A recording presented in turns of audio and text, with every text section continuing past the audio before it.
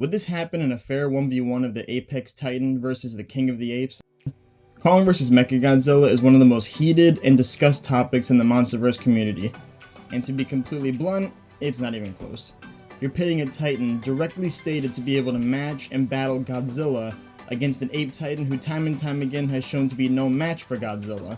Statistics side by side should be enough to see who wins this fight, but today we'll go in depth to really see who wins this battle. In this scenario, we will be putting Mechagodzilla at full power against a full strength Kong with his axe and his glove, and it will be taking place where Kong can't place his axe anywhere to charge it, as that would be pretty unfair. So with that being said, let's jump right in with a quick side-by-side stat comparison. Starting off with strength, this is not a comparison. I don't want to see the goofy claims of, oh, Kong, while weakened, managed to overpower and contend with Mechagodzilla, because we'll look into that later. Their strength feats do not compare at all. Kong's best strength feats include him being able to grab Godzilla by his shoulders and neck and thrust him away from him. He can also punch hard enough to send Godzilla down sideways, but to be fair, that was with the glove and it was against a Godzilla who wasn't expecting it. Mechagodzilla, on the other hand, is below very few as far as physical strength goes. He was able to ragdoll Godzilla's 99,000 ton body all over Hong Kong. Now to be fair, he used his jet propulsion sometimes, but most of the time he just used his brute strength. Mechagodzilla was also able to thrust Godzilla's entire body back and forth into buildings using just one arm, and with only Godzilla's head in his grip. Kong, weighing in at 90,000 tons, also jumped and landed on Mecha's back, and Mecha didn't even stagger or shift. Mechagodzilla's tail also can strike with enough force to send that same 90,000 ton Kong flying off his back. As far as his punches and kicks go, it's pretty even, between Kong being able to punch Godzilla aside and onto the ground, and even knock him out for a split second, and Mecha being able to punch and kick a weaker but still heavy Godzilla and Kong onto the ground. And if we add in the fact Mecha can charge Hollow Earth energy into his blows, his striking strength is not only comparable, but it has more effect behind it than Kong's. So for strength, it pretty obviously goes to Mechagodzilla. Durability is also not even close. Kong was easily sliced into by Godzilla's claw attack, and his hand was badly cut by the simple bones of Scar King's whip, which, yes, it is stated that the bones cut his hand, not the crystal. Mechagodzilla, however, was completely unharmed by a Gojira dorsal plate being swung on him by a half-strength Kong. These dorsal plates are sharpened by Gojira specimens and are quite clearly very sharp. A weapon as such would cleave a nasty wound into a titan like Kong with no piercing durability. And on Mecha, it left absolutely zero damage. People try and bring in the fact that Mecha was killed by a charged axe that was charged with a weaker atomic breath, which is the most irrelevant argument possible.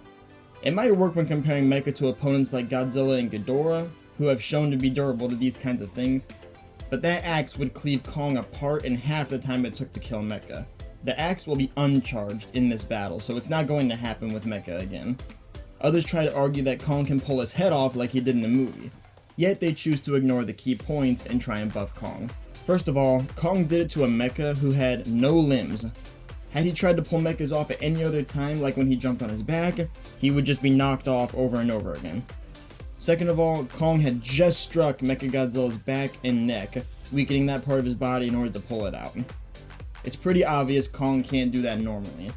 Physically, maybe, but he's not going to get the chance to. More on this head pulling part later. So for durability, Mecha takes it again. Now for speed and agility.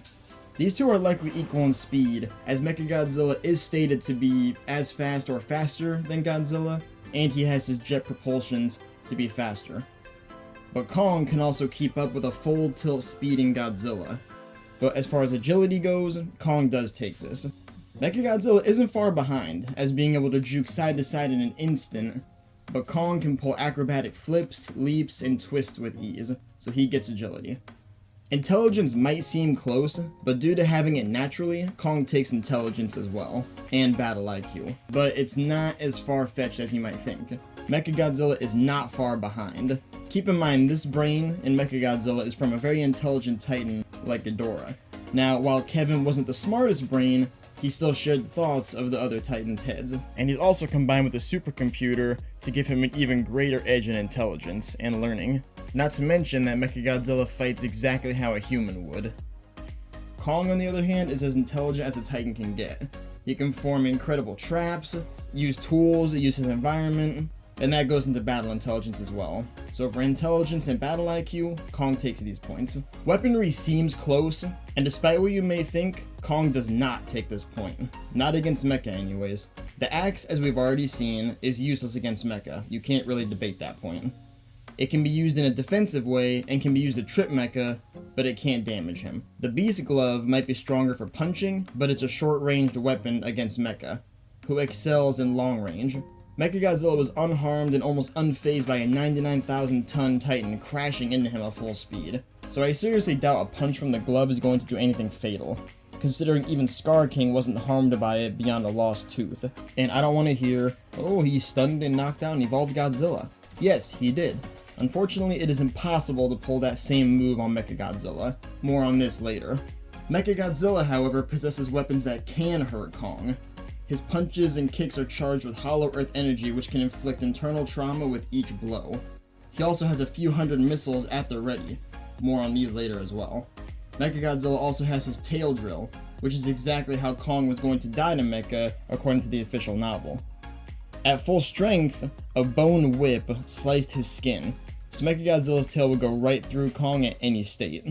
As far as abilities go, we can just skip this one. Mechagodzilla's Proton Scream is enough to oust anything Kong can do. Offense and defense especially are some of Mecha's best win cons against Kong. Anything Kong can try and do against Mecha won't last long due to Mecha's capability to defend himself from all directions.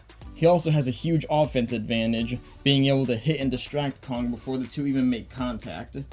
Combining all the crucial statistics together, the score caps out at 8-4, without even using every category given. Any advantage Kong takes is barely over Mechagodzilla, if not matched by him. Now let's discuss Mechagodzilla's fight to kill Kong in the actual film. This scene right here is where people heavily nerf Mecha for supposedly struggling to kill Kong in this scene. Firstly, the novel blatantly states that Mechagodzilla was going to kill Kong in this scene. Kong was not going to survive without the help of Bernie, so yeah, right there's your answer.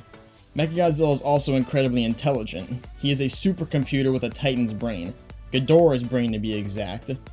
And instead of using his several other means of attack, he chose to sit there and watch Kong slowly lose the fight against Mecha's tail. Now, why would Mechagodzilla choose to sit there and watch Kong slowly lose the fight, instead of attacking with more missiles, his arms, or his Proton Scream? Pretty much everything, especially Mecha's face right here, points to the likelihood that Mechagodzilla was being sadistic. He was enjoying watching Kong slowly die. It's already stated that Ghidorah enjoys killing, which makes it even more likely. I could go further and say he was purposely struggling with Kong, since Mecha's tail was able to strike Kong's entire body off his back, and suddenly it struggled with one of Kong's arms. Seems to me like he was controlling the tail and slowly pushing it closer and closer to kill Kong slowly. And while it's my own theory, I have yet to see anyone disprove it with an argument besides just saying Mecha was too stupid to use his other weapons. The most popular argument against Mechagodzilla is he was relative or overpowered by a half-strength Kong, which simply never happens. In this scene, some say that Kong stopped Mecha's punch with one arm, when in reality this punch had barely gained any momentum and wasn't even being thrown at Kong himself. Now let's also look at when Kong kicks Mechagodzilla's head. Mechagodzilla is being sabotaged and attacked by Kong just like he's being attacked by Godzilla. Yet after even stopping Mecha's arm and kicking his head in, Mecha doesn't even go to attack Kong or use missiles on him. He simply plucks Kong off his back and goes back to fighting Godzilla, as if Kong isn't even there. In the midst of this 2v1, Mecha didn't even see Kong as a threat, just a nuisance. Now on to the direct statement with Godzilla and Mechagodzilla. Adam himself explains in an interview that Mechagodzilla is a Titan who is perfectly designed to take on Godzilla and match him in combat. He also says that Mechagodzilla might not be stronger than Godzilla, but he doesn't need to be.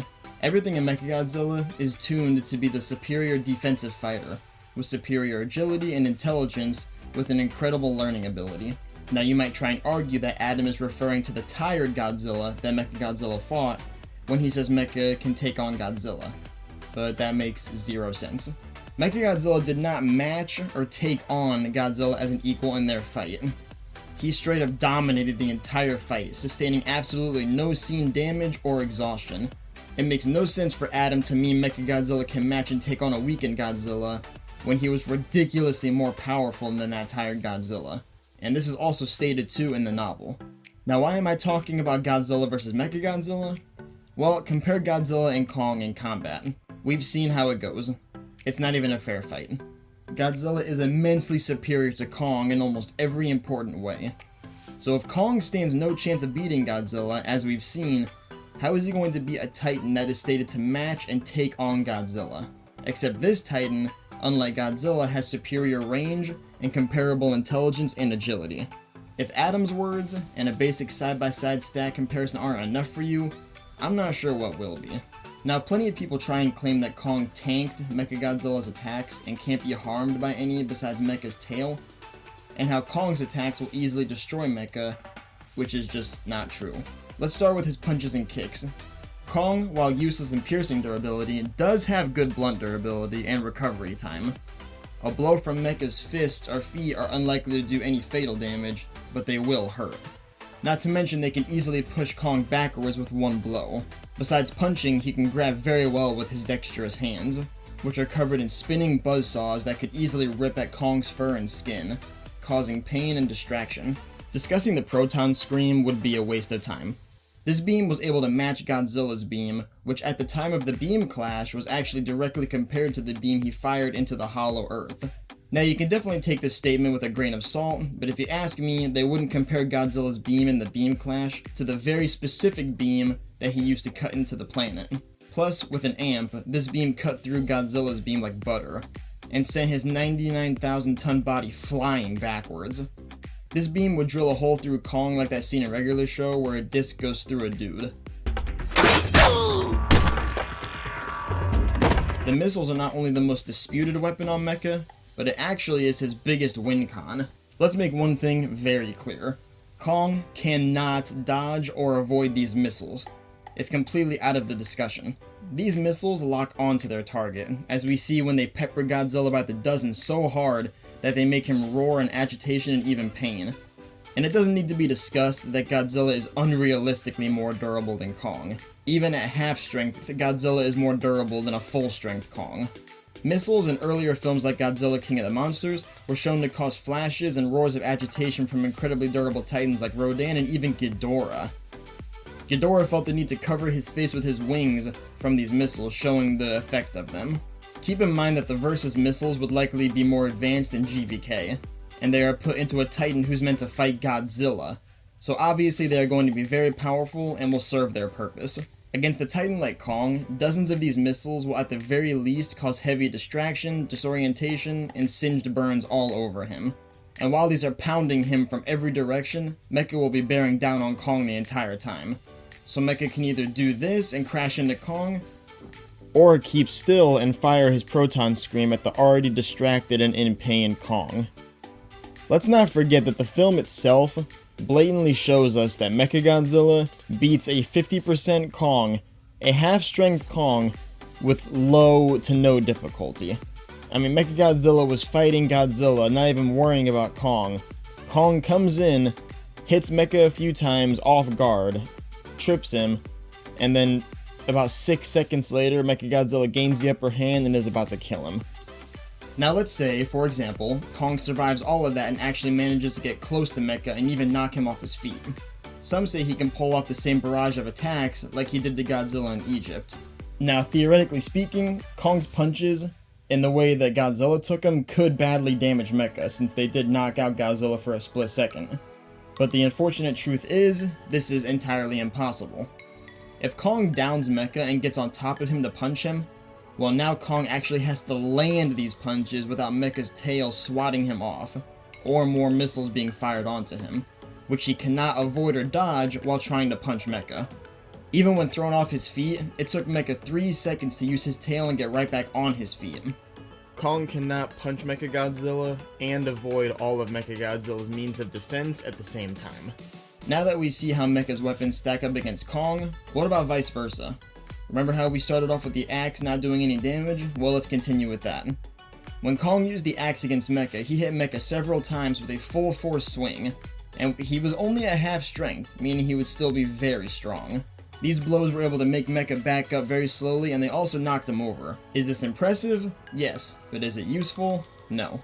A full swing by a half-strength Kong not only did 0 damage, but all it did was make Mechagodzilla stagger backwards. A full-strength Kong at the best could maybe chip Mecha or cause just a very small surface wound. If common sense doesn't tell you this, then I don't know what more you need. So Kong's axe here is a lot better for defense than it is for doing any real damage, which isn't really a big help. Now onto the biggest debate. Can the glove do any damage to Mecha? The Beast Glove is an incredibly powerful weapon that gives Kong a harder punch and a durable point in his body. The glove helped him stun Godzilla after several blows, even knocking him out for just a moment, as well as knocking a tooth from Scar King. Scar King, who is already weaker than Kong, was soaking these punches to an extent. So the sense that's given is that the glove is just a durable glove. The most this glove is doing for Kong against Mecha is helping him block a few missiles, but dozens will still hit him. Kong also doesn't have the size or strength to keep a foothold if Mecha were to shoot a beam at the glove, if the glove can even block it. I mean, it shouldn't take an analysis to realize that if this glove couldn't harm a weaker ape titan past a lost tooth, it isn't going to badly damage a giant mechanical Godzilla. Lots of evidence even points to this glove being made from Mechagodzilla's recovered parts, which were taken to a lab. So Kong's weapons in this battle are more for defense than actual offense. So his weapons are inferior, he can't counter Mecha's own weapons, he can't harm Mecha with his weapons, he's ousted in nearly every physical category. What's left for Kong? He might be the king of the apes, but that clearly isn't enough to take down the likes of Mechagodzilla. As I've said before, Kong cannot take down a titan who is designed to fight Godzilla. Mechagodzilla simply is too good of a defense fighter for Kong to inflict any damage to. Even if he tried to block Mecha's proton scream with the glove or the axe, it's more likely to just send him flying backwards. I do not hate Kong by any means, but fans need to learn to keep him in his place, which will be discussed in a future video of the top 10 titans in the Monsterverse. If you enjoyed this video, please make sure to subscribe to see more Monsterverse and Jurassic World content. And remember to comment future video ideas or battle face-offs you want to see discussed and analyzed. See ya!